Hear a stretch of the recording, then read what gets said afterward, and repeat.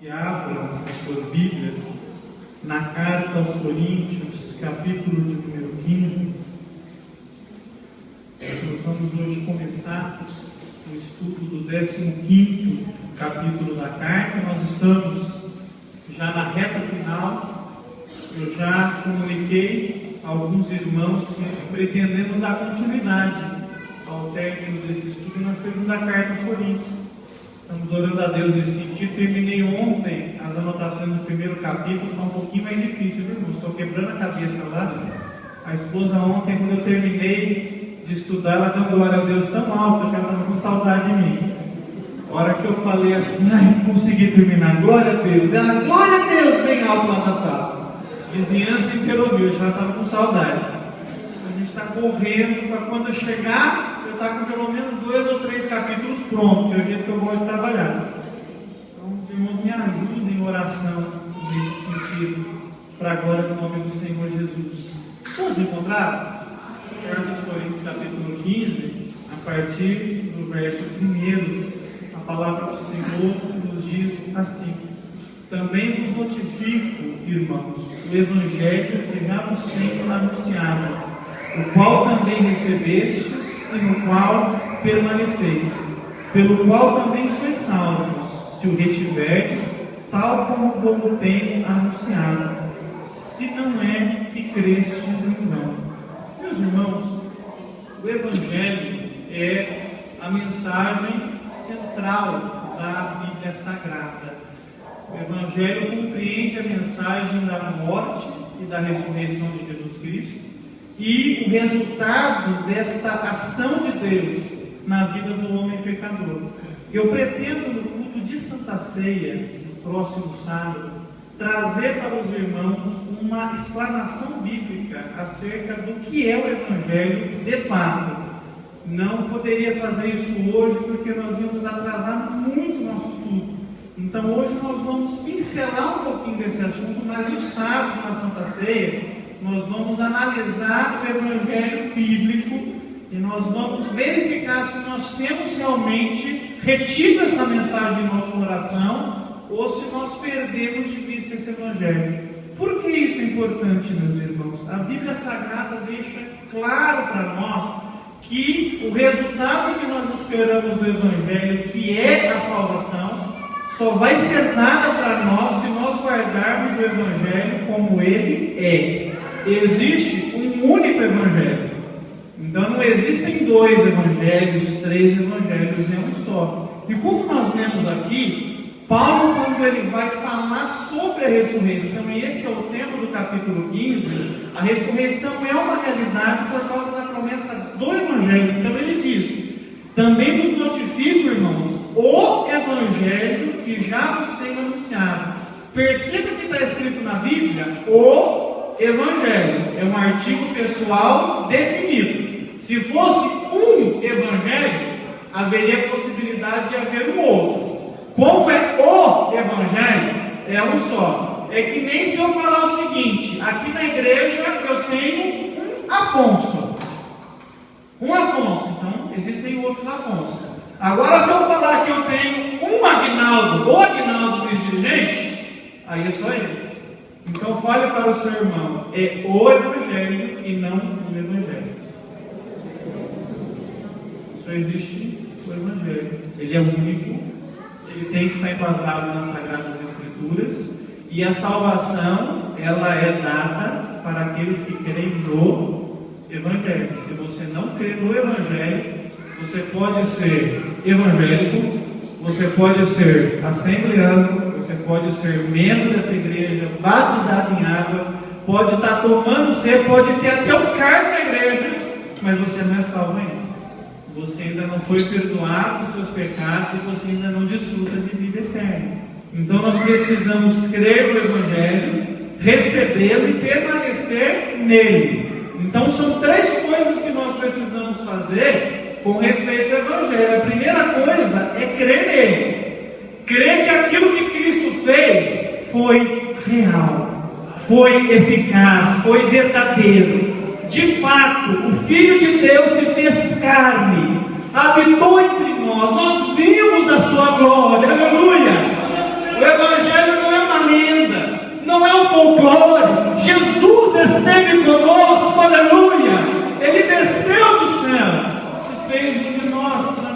amado?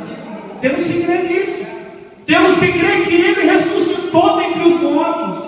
Todos nós aqui nos recordamos de alguém que nós já perdemos para a morte e sentimos saudade. A morte não venceu o nosso Jesus Cristo. Ele morreu, foi sacrificado, mas ao terceiro dia Ele venceu a morte, aleluia! E Ele está vivo, Ele venceu a morte para não mais morrer. Mas se Ele não morreu, aonde Ele está? Isso também é o Evangelho. Ele voltou ao céu. Ele está sentado à destra de Deus nesse momento, intercedendo pela igreja. Assentado à destra de Deus, Ele enviou o Espírito Santo para nós, aleluia! A igreja existe hoje porque Cristo enviou o Espírito Santo, aleluia! Quando o crente fala em línguas na igreja, eu me recordo que Jesus está sentado à destra de Deus, intercedendo pela igreja que Ele comprou com seu sangue, aleluia! Eu tenho que crer nisso, e eu tenho que receber isso. A minha esposa, alguns meses atrás, percebeu que eu estava um pouco agitado, né? E ela começou a falar para mim: Sérgio, você precisa tomar um remedinho que eu tomei. E deu o nome para mim: toma esse remedinho que é bom. E eu sabia que o remédio era bom, porque ela disse para mim, mas eu não havia recebido aquilo. Então eu continuei nervoso, até que um dia eu caí em si: não, preciso de ajuda. Aí fizemos todo o acompanhamento, aí comecei a tomar o remédio, então eu recebi agora. Então eu não apenas criei, eu passei a me tratar com aquilo. Você tem que crer no Evangelho e tem que recebê-lo também. Você tem que entender que Jesus é o Salvador e é o Senhor também. Você tem que obedecê-lo. Você tem que ler a palavra de Deus e verificar se você está andando segundo os mandamentos dela. Isso é receber o Evangelho. Então não adianta só você aprender a falar Jesus é bom, mas se no cotidiano da sua vida mostra que Ele não é bom coisa nenhuma. Então o Evangelho tem que entrar em você, aleluia! E quando o Evangelho entra, o mundo sai. Algo acontece na sua vida. Você passa a ter uma outra perspectiva, uma outra vida, outros valores. Então você passa a viver de acordo com as Sagradas Escrituras. Você pode glorificar o nome do Senhor Jesus Cristo por isso? Você tem que receber o Evangelho na vida. Se você está andando na igreja e nada está mudando na sua vida, você talvez só crê, mas não recebeu. E você precisa permanecer. Permanecer. Irmãos, eu costumo chamar a graça de Deus de um guarda-chuva. Sabe quando está a irmã naquele toró, e a irmã que é sábia, né? A mulher tem isso, né? Bolsa de mulher, irmãos, é um universo, tem tudo lá dentro. Você acha que na bolsa de mulher pilha, pente, perfume, batom, roupa, segunda e terceira troca de roupa, tijolo para estar na cabeça do ladrão, dinheiro, cartão de crédito, bolsa de mulher tem tudo, e tem sombrinha. Então quando dá o toró, a mulher pega a sombrinha e puf. Enquanto você está debaixo da sombrinha, a chuva não cai na tua cabeça, mas sai debaixo da sombrinha, a chuva vai cair em você. O Evangelho é como um guarda-chuva. Enquanto eu estou debaixo dele, eu estou protegido da ira de Deus. Mas a partir do momento que eu falo, cansei de estar debaixo da sombra do Altíssimo, cansei de estar no Evangelho, e você sai, a ira de Deus permanece sobre você. Ah, pastor, você está pregando duro. Esse é o Evangelho que eu sei pregar. Se você não gosta dele, por favor, tem muita igrejinha, muita portinha, vai para lá, toma chave, carro, bênção, milagre, anjo com a cameta. Aqui eu só vejo Jesus e a salvação maravilhosa que Ele deu para a gente. Esse é o Evangelho. Então você tem que permanecer nele até o fim. O Evangelho não é aquela coisa que você faz uma vez na vida para nunca mais. Não, já aceitei Jesus. Tudo bem, mas Ele te aceitou? Você está andando com Ele? Você ainda está segurando na mão dele? Não, mas eu já o aceitei. Não, Ele te aceitou? Você está com Ele? Você obedece a palavra dele? Porque Ele só recebe aquele que guarda os mandamentos dele. Está escrito: se alguém me ama, guardará os meus mandamentos, e eu o amarei. Aleluia, glória a Deus. Esse é o Evangelho. Então hoje nós vemos um Evangelho que nos ensina jargões, nós vemos um evangelho que nos ensina a ser pessoas gospel, nós temos um evangelho que nos ensina que a gente tem que melhorar de vida, mas a gente vê tanta gente que está nesse evangelho e que nunca mudou de vida.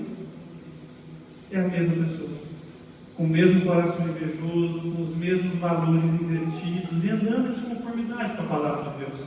E nós precisamos da ajuda do Senhor para que o evangelho promova no nosso coração aquilo que a Bíblia diz que vai acontecer com o que eu recebo. Aquele que está em Cristo, nova criatura é. As coisas velhas passaram, tudo se fez novo, aleluia! Então quem passa pela cruz crucifica o velho homem lá e se levanta o novo homem que anda no poder da ressurreição de Jesus Cristo, aleluia! Então esse evangelho você precisa crer, receber e permanecer nele, porque é por esse evangelho que vocês são salvos. Então nós temos que ter muito cuidado, meus irmãos, para não perdermos o evangelho de vista. É questão de salvação. A partir do momento que uma igreja abandona o evangelho, Deus abandona essa igreja. Ela se torna uma comunidade religiosa, deixa de ser igreja de Jesus. Verso 3: porque primeiramente vos entreguei o que também recebi, que Cristo morreu por nossos pecados, segundo as Escrituras, e que foi sepultado, e que ressuscitou ao terceiro dia, segundo as Escrituras. Irmãos, Paulo aqui nos apresenta um pequeno resumo do que o Evangelho é. Nós vamos dedicar muito tempo a esses 2 versos aqui no sábado, mas eu quero só pincelar aqui no verso 3. Observe que Paulo diz que ele entregou o que recebeu. O Evangelho não pode ser inventado pelo homem. O Evangelho já foi dado. Paulo recebe o Evangelho e não muda. O que eu recebi, eu entreguei. Nós, como igreja de Jesus, comunidade cristã, a continuidade do movimento cristão, nós precisamos olhar para trás e entender o que o Evangelho é, para que a próxima geração não receba uma mensagem truncada, que não corresponde à mensagem da Bíblia. Eu tenho aqui irmãos que têm mais de 20 anos de conversão? Sim ou não? Tem. Vamos ser honestos? Vamos comparar o que era pregado antes e o que é pregado hoje? Vamos comparar? Quanto tempo a gente fica na igreja sem ouvir sobre a volta de Jesus? Quanto tempo faz que você não ouve uma mensagem sobre o inferno? Faz tempo. Estou preparando uma para domingo à noite, viu? Já estou lá, rascunhando. Já tem o tema já inferno, uma mensagem consoladora. Para lá, vocês se preparam. Irmãos. Ah, mas um Deus de amor não combina com o inferno. Não combina mesmo. O inferno foi feito por diabo e seus anjos. Você vai para lá se você quiser. Deus não quer jogar lá. Se você for, foi porque você quis. Porque você não aceitou a salvação que Cristo ofereceu na cruz. Não foi feito para a gente. Mas tem gente que não quer saber do céu. E vai para lá pelo próprio pecado. Então, observe como nós mudamos a mensagem. Pergunta se 20 anos atrás a gente tinha mensagem de vitória na igreja como tem hoje. Pergunta se tinha. Se as mensagens diziam, irmão, você vai andar de carro zero. Você vai ter casa na praia. Quem te viu passar na prova e não te ajudou, quando vê você na bênção vai se arrepender. Não tinha isso, irmãos. Agora tem. Então isso não é o Evangelho. Isso é o movimento evangélico, invenções humanas que não podem salvar. Construíram um exército de gente que repete verdão do pregador, mas que não vive o Evangelho, não tem as marcas do Evangelho.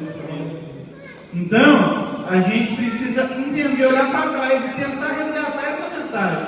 Que essa mensagem ela é velha, mas ela se renova a cada dia. Ainda é a única mensagem capaz de salvar o homem.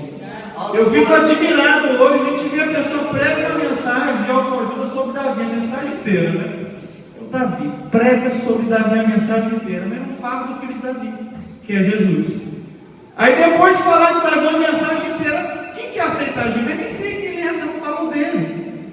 Eu quero aceitar Davi. Você pregou sobre Davi, mas Jesus? Então como que a pessoa vai se converter se ela não é esclarecida que ela está indo para o inferno pela sua desobediência?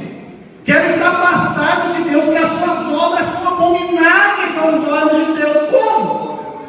Como? Quem que vai no médico sem saber que está doente? Quem gosta? Só hipocondríaco, né? Que gosta, né? Irmãos, foi no médico tem que estar mal. Minha esposa sabe disso. De vez em quando ela brinca comigo: você paga plano de saúde e não vai no médico. Irmãos, eu odeio médico. Não gosto. Agora, quando a coisa aperta, eu corro para lá. E a gente tem que começar a apertar o povo, que os pecados dele vão levar para a condenação. Para que eles então se preocupem e, preocupados, possam ser esclarecidos que Deus já enviou o remédio, que há uma salvação verdadeira no Senhor Jesus, e que aquele que veio a Jesus, ele não joga fora. Aleluia! Então, sem que a pessoa seja esclarecida do seu pecado, dificilmente ela vai querer salvação. Então, nós temos que resgatar o Evangelho, entregar o que recebemos, e recebemos o que o cristianismo tem pregado ao longo da história. Então Cristo morreu por nossos pecados. Irmão, o que é pecado? O que significa essa palavra pecado? O que é isso? O que é isso? Pecado é errar o alvo, irmãos. Pecado é você desobedecer às instruções claras que são deixadas na Bíblia Sagrada. O pecado não é o comportamento errado seu. O pecado é o que você se tornou quando Adão lá no Éden desobedeceu a Deus. Então, o nosso maior erro como assembleano pentecostal é olhar para o pecado só como as coisas que nós praticamos, não é? Mas o pecado está aqui dentro. Deixa eu fazer uma pergunta para os irmãos. Quantos irmãos que hoje sentiram aquela canseirinha em casa e cogitaram não vir na igreja? Quem passou por isso? Quem passou por isso? Sabe o que foi isso? O pecado que está em você. O pecado odeia a presença de Deus. O pecado odeia esse lugar aqui. Porque quando a gente se reúne, a glória de Deus está aqui. O pecado odeia o fato que o Espírito Santo mora em você. Ele odeia. Porque enquanto o Espírito Santo está em você, você está lutando contra o pecado. Então o que o pecado tenta fazer? Te segurar em casa. Olha, o capítulo hoje da novela vai ser bacana, o pecado falando dentro de você. Filho, você trabalhou tanto hoje, ai, Jesus vai ter pena de você. Ele vai te convencendo. Ele vai tentando te convencer que você não está tão mal assim. Para você ficar achando, ah, eu estou bem. Não, essa semana tem 4 cultos, se eu voltar não tem problema. Irmão, o problema não é perder o culto. O problema é você preferir a sua casa ao local onde Deus está se manifestando no meio do seu povo. É você dizer que o seu cansaço é mais importante do que o renovo que Deus dá para você em cada culto, aleluia! É você dizer que aquele momento de televisão, de repouso, é mais importante que esse mocotó da palavra de Deus que está renovando a tua alma, aleluia! O pecado vai tentar te afastar de Deus. Então o pecado está aqui dentro. Está aqui dentro. Nós vamos lutar com ele toda a vida. E nós precisamos vencer o pecado. Ah, pastor, mas eu já parei de usar calça comprida. Oh, coisa linda, que bom. Muito bom, faça isso mesmo. É um costume nosso. Mas isso não quer dizer que você abandonou o pecado. Se o seu coração ainda não ama, se o seu coração ainda tem ódio, se você ainda é soberbo, altivo, você só está comprovando para mim que a Bíblia é verdadeira. O pecado está aqui dentro. E tem que ser tratado diariamente. Irmão, o pecado é que nem barba de homem. Não adianta passar lâmina uma vez só. Daqui 2 dias cresce de novo. O pecado a gente tem que cortar todo dia. E vai cortando com a Bíblia. Eu não vou falar mal do meu irmão que é pecado. Aleluia. Eu não vou ser altivo, porque pecado, a palavra diz. Todo dia a gente vai cortando o pecado da nossa vida. Só querer dar nada. Até Jesus voltar ele vai crescer de novo. Então você tem que ir cortando. Quem aqui está cortando o pecado? Pode glorificar o nome de Deus. Tem que cortando. Então o pecado está aqui dentro. É uma luta diária. É uma luta diária. Irmãos, até que essa semana que é de ceia, e é uma coisa que eu já observei em Filipe. Eu posso falar aqui popular ou eu dou uma? dou uma maquiadinha, o que vocês preferem? Eu prefiro ser mais popular, é meu jeito. Eu já percebi que em Filipenses os crentes tomam a ceia no sábado e não tem congregado domingo. Eu acho lindo, irmãos, eu fico admirado. O culto de domingo depois da ceia é 70% da igreja, o povo falta. Por quê? Eu já cumpri a minha obrigação religiosa. Gracinha de Jesus. Coisinha linda. Filha, aqui você não tem obrigação religiosa não, você tem um relacionamento com Deus. Pelo amor do bom Jesus. Toma a ceia no sábado e faça valer. Quando você toma a ceia, você diz para Deus que você está unido com Ele. Para depois no domingo ficar em casa?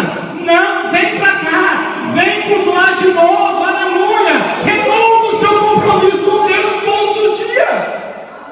Não deixa a barba do pecado crescer. Irmãos, a minha barba é cheia de falha. E quando ela cresce, a lâmina não dá conta. Você vai passar e vai aquele negócio lá que você até corta o rosto, mas nada não sai. Assim é o pecado. Se você não tirar quando ele está curto, a hora que ele crescer, vai ser mais difícil para tirar ele. Pergunte se é fácil um fofoqueiro, depois de 2 anos falando mal dos outros, parar de falar. Irmão, a língua já está até adestrada. Não é?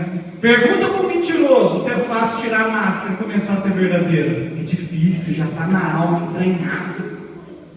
Mas graças a Deus, o melhor alvejante que existe é o sangue de Jesus Cristo. Esse nos deixa algo mais que adendo. O seu pecado pode ser como escarlata, mas você vai ser purificado e vai ficar branquinho, porque o sangue de Jesus já foi derramado por você. A gente tem que tratar o pecado muito sério, irmãos. Hoje a gente acha o pecado lindo, uma gracinha. Hoje é lindo ser light, não é? Mas todo mundo faz, todo mundo fala, todo mundo conversa no culto, enquanto o pastor está pregando. É uma graça. Por que eu não posso fazer isso também? Nada disso. Nada disso. Você tem um compromisso com Deus, meu irmão. O que as pessoas estão fazendo não importa. O que importa é que teu Deus é fogo consumidor e você vai prestar conta para Ele um dia. Então vamos dar o nosso melhor para Ele. Não vamos deixar o pecado tomar conta da nossa vida, porque Cristo morreu por nossos pecados. O preço foi muito alto.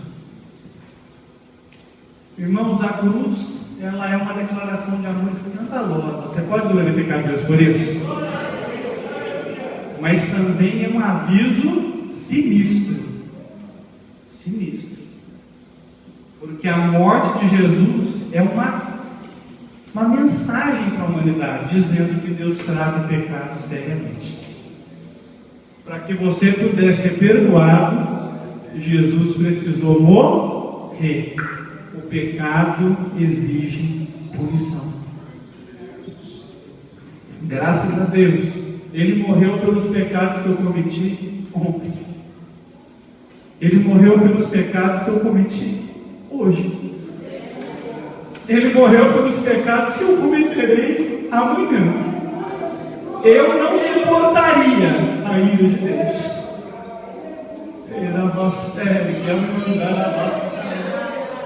Então a ira de Deus caiu sobre ele. Aleluia! O castigo que nos trouxe a paz estava sobre ele. Para não estar sobre você, estava sobre ele. Aleluia! Por isso nós temos que valorizar o que ele fez. Porque a Bíblia diz que Deus não terá por inocente aquele que pisar no Filho de Deus. Aquele que tiver por profano o sangue da aliança que o purificou. Quando eu olho para a cruz e a cruz não me encoraja a abandonar o pecado, é um sinal claro que essa mensagem não entrou em mim ainda. E se isso está acontecendo, segundo esta palavra, permanece sobre a minha vida a ira de Deus. E ninguém pode suportar. Eu não posso. Por isso que eu preciso diariamente, irmãos, buscar a ajuda do meu Jesus. Pedir que Ele me ajude, pedir que Ele tenha misericórdia da minha vida, pedir que Ele me perdoe. Irmãos, quando o temor de Deus se apodera da gente, a gente pede perdão até dos pecados que não sabe se cometeu. Porque a gente valoriza a santidade de Deus e teme diante da sua glória.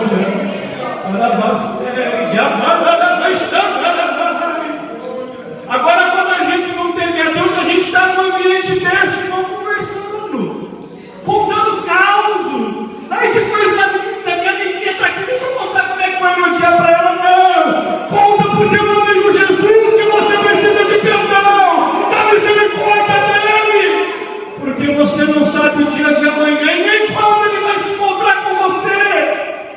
E o que será de você se no momento do encontro você não tiver com a sua firmada nele?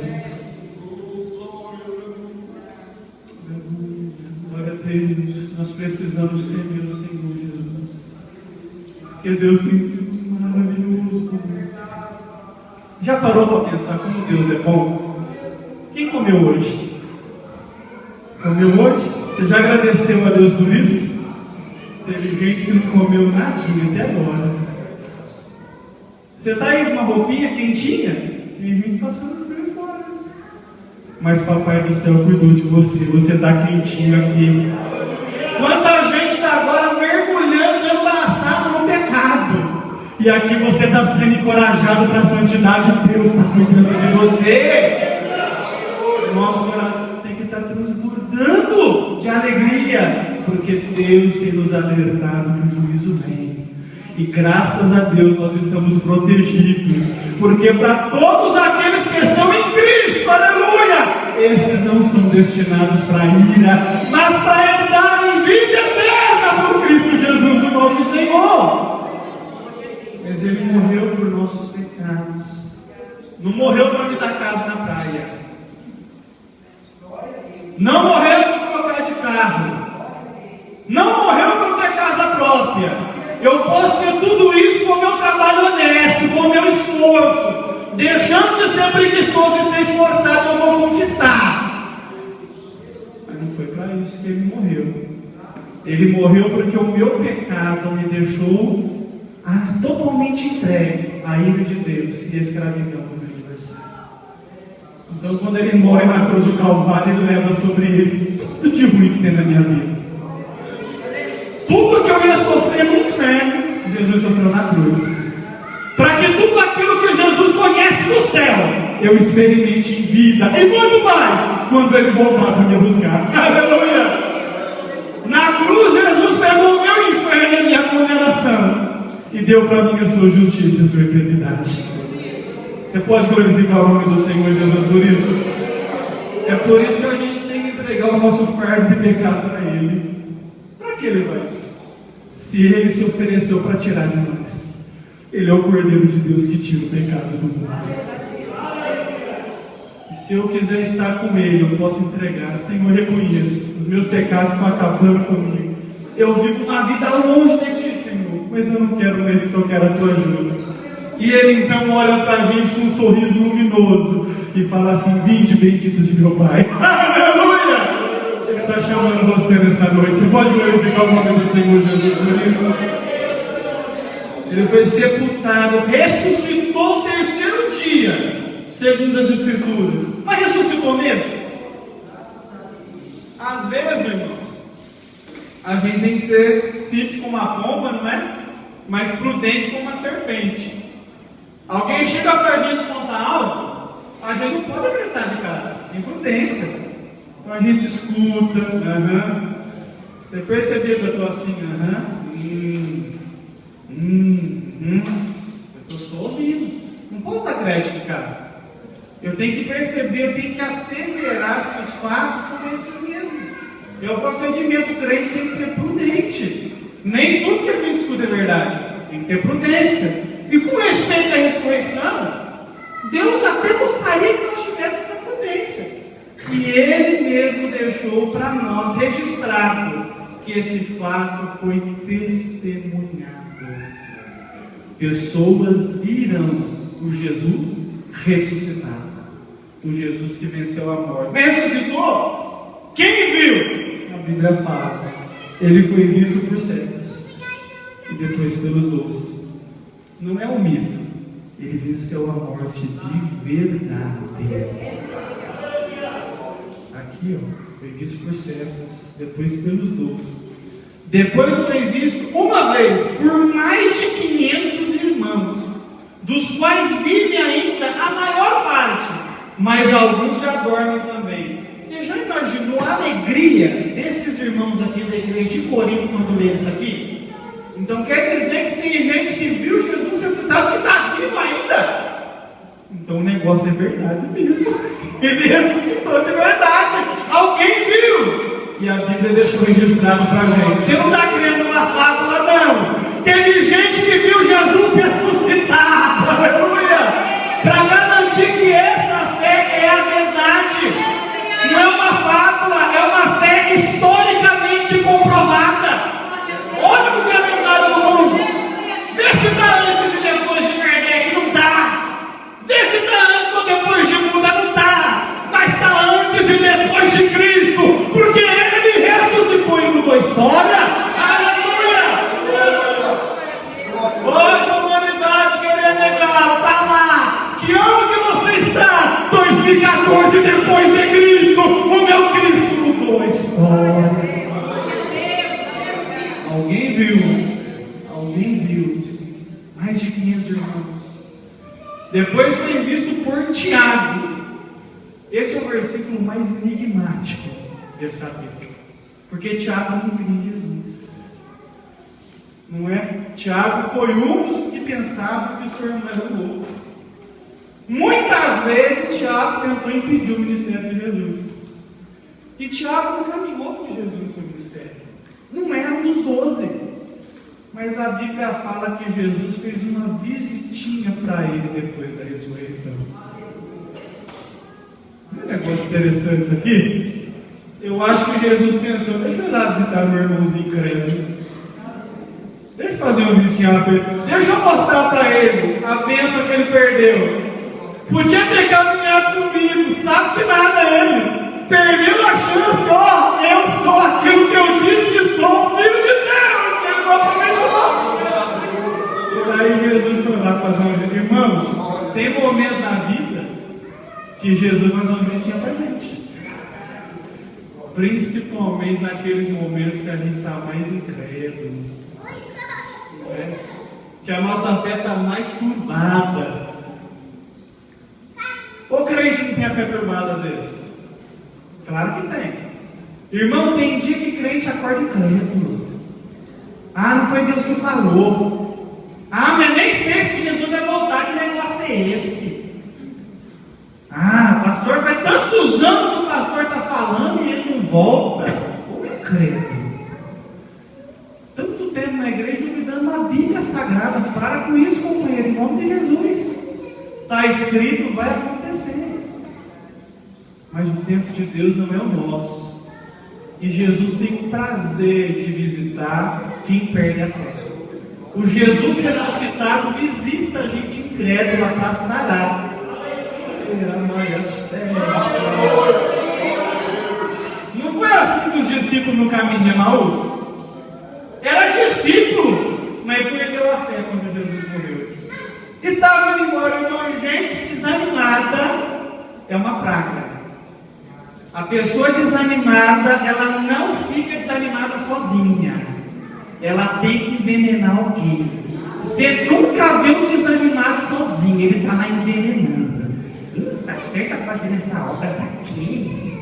Ai, ele está gastando. Ai, meu pastor, ele está demorando. Por que Aguinaldo não precipita ainda? Ai, o banheiro dos homens está sujo. Irmão, desanimado é uma treva.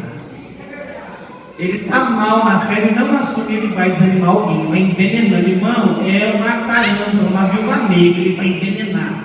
E os dois discípulos no caminho de Emaús estavam desse jeito. Um estava sem fé e já pegou o outro já. E estavam indo lá. Mas a gente pensava que ele era a esperança de Israel, mas agora já é o terceiro aquele viajante vai chegando pertinho deles, assim, andando do ladinho deles, do jeitinho que Jesus está do seu ladinho agora para tratar com você. Deixa eu ouvir o que eles estão falando, deixa eu entender a queixa deles, aleluia. Você não percebeu, mas Jesus ouviu a tua queixa nessa noite. Ele está de olho na sua situação, aleluia. E Ele se apresenta diante de você nessa noite. Aleluia.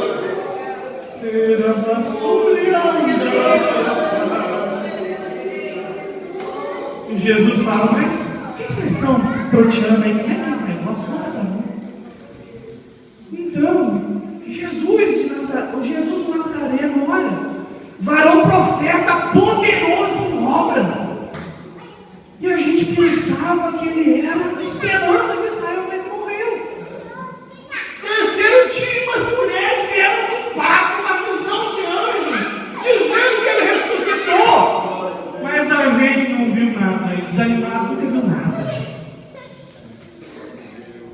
Aí, aquele viajante, o teu Salvador, Jesus, fala, ô mestres, tardios para entender, não convinha que o Cristo padecesse. E ele então começa a falar as Escrituras para aqueles dois.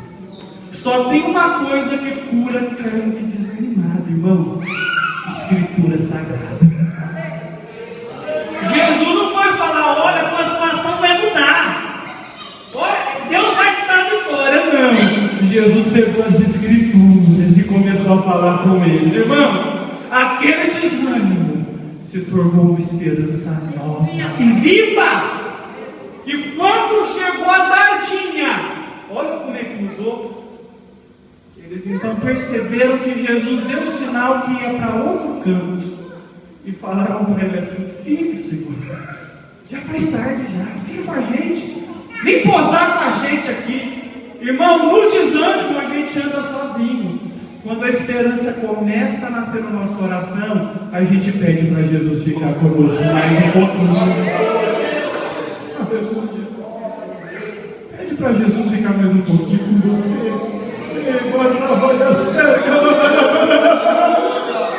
Já está caindo a tarde. O Jamal pode estar diante de você. Pede para ele passar com você essa prova. Pede para o Cristo ressuscitado continuar do seu ladinho. Deixe ele revelar as Escrituras para você. O seu coração vai voltar a ferver. A alegria vai voltar no seu rosto.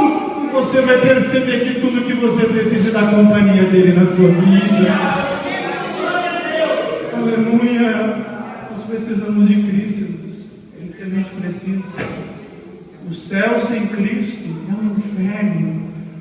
E um trono, meus irmãos, sem Cristo também. Mas se nós estivermos no mais caloroso deserto com Ele, aquilo é um céu, aquilo é um oásis. O que você precisa de Jesus Cristo, é isso que você precisa. Então, naquele momento, o Senhor Jesus resolveu se revelar para eles. E ele pega aquele pão e dá graças. Os discípulos então reconheceram naquele gesto que era ele. E ele então desapareceu. Vai acontecer isso na sua vida. O Cristo ressuscitado vai preparar para você uma experiência sobrenatural. Um encontro pessoal contigo. Escreve o que eu estou te falando, porque são as Escrituras. Ele vai aparecer para você para te recordar que Ele é o teu Deus, é o teu Senhor. Mas depois Ele vai sumir um pouquinho. Vai ficar quietinho com você. Você vai falar: Deus, fala comigo. E Ele, ó. E por que Ele faz isso, pastor? Para a gente valorizar a presença dEle. Sábado eu fui para São Paulo, encontro de família lá, não pude levar minha esposa. Passei o dia sem ela, irmãos. Oh, coisa ruim. Não consigo ficar longe da minha esposa mais, irmãos. Dá um vazio. Eu olho para um lado, cadê minha magrela? Olho para o outro, cadê minha princesa? Não acho. Você até se diverte naquele momento de comunhão familiar, mas você está sem ela, então você não está completo. Mas quando eu encontrei com ela, irmãos, foi aquele sentimento de namorado. E abracei, beijei, trouxe presente. Então, irmãos, às vezes o Senhor Jesus se ausenta para a gente sentir saudade dele e valorizar a presença dele. Ah, faz tempo que Jesus não fala comigo. É para você sentir saudade e falar: Senhor, estou sentindo sua falta. Eu quero te sentir novamente. Aleluia. E isso vai aquecendo a nossa fé, porque quando a gente clama, ele aparece. Aleluia. E a nossa fé vai sendo fortalecida. E aí, aqueles momentos que a gente pensa que ele está ausente, a gente já passa a perceber que ele jamais se ausenta. É a gente que perde a atenção da presença dele conosco. Aleluia. Eu tenho algo do céu para te falar. Ele está com você. Eu não estou vendo, pastor, mas ele está com você.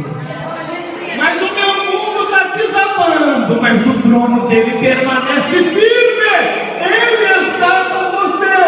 Mas eu vou passar pelo vale da sombra da morte, mas ele vai passar contigo. Aleluia. Descansa. Quando Jesus apareceu para Tiago, alguma coisa mudou na vida desse homem. E Tiago então se torna um daqueles que passou a proclamar. Tiago foi o bispo de Jerusalém. Olha que maravilha! Um homem crédulo virou pastor presidente de Jerusalém, da igreja mãe. Esse incrédulo que está na sua casa, que está te dando trabalho, Deus vai fazer dele ministro para a glória do nome de Jesus.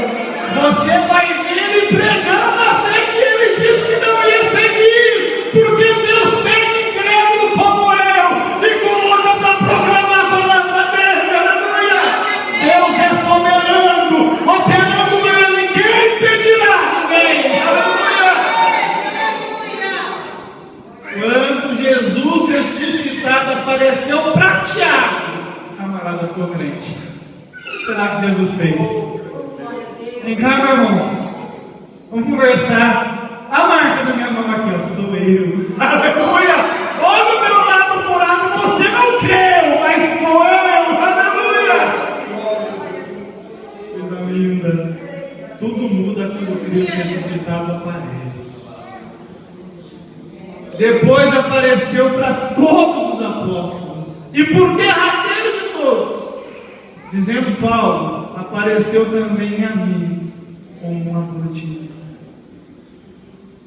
Depois que Jesus Cristo voltou ao céu e a igreja foi estabelecida, nós temos esse homem Saulo como um grande perseguidor da igreja, consentindo na morte dos cristãos.